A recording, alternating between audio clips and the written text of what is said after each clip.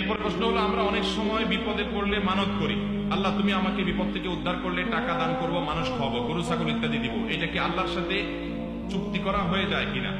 ইসলামের ঠিক মানতের বিধান আছে কি? ইসলামে কি মানতের বিধান আছে কিনা? যদি থাকে তাহলে কিভাবে করবো? নবী করিম সাল্লাল্লাহু আলাইহি ওয়াসাল্লাম পরিষ্কারভাবে বলেছেন, তোমরা মানত করবে না, কারণ মানত এটা আসলে তেমন কোনো কাজের কাজ না।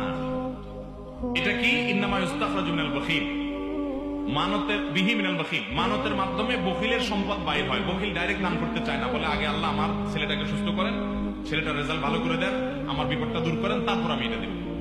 সে ডাইরেক্ট দিতে চায় না, আল্লাহকে শর্ত দিয়ে দেয়। তো বখিল কৃপণ, সে আগে দিতে চায় না, এই জন্য সে আল্লাহর কাছ থেকে পেয়ে তারপরে দিবে বলে। নবী সাল্লাল্লাহু আলাইহি ওয়াসাল্লাম বিষয়টাকে এইভাবে দেখেছেন। তবে এই হাদিসের আলোকে উলামা ইকরাম কেউ মানত করাকে হারাম বলেন না, বলেন যেটা অনুত্তম কাজ, মানত ভালো জিনিস না। তাহলে ভালো জিনিস কোনটা? আপনার বিপদ হয়েছে, আপনার কোনো উদ্দেশ্য হাসিল হওয়া দরকার, আপনি এমনি টাকা দান করে দেন। দান করে এরপরে বলেন, আল্লাহ আমি দান করলাম, আমি 2 রাকাত নফল নামাজ পড়লাম, আমি একটা রোজা রাখলাম, আমি একটা গরু ছাগল দান করলাম, কিছু টাকা পয়সা দান করলাম, আপনি আমার এই উদ্দেশ্যটা পূরণ করেন। এটা হলো সুন্নাহ সম্মত পদ্ধতি এবং প্রশংসনীয় বিষয়, যে দান করবেন এবং আল্লাহর কাছে চাইবেন। তারপরে যদি আপনি মান্নত করেন, আর মান্নত যদি বিশুদ্ধ হয় তাহলে সঠিক হবে। আপনি যদি মান্নত করেন কোনো মাজারে কিছু দান করবেন, তাহলে সেটা ভুল মান্নত। এই মান্নত করলে সেটা পূরণ করা জরুরি না।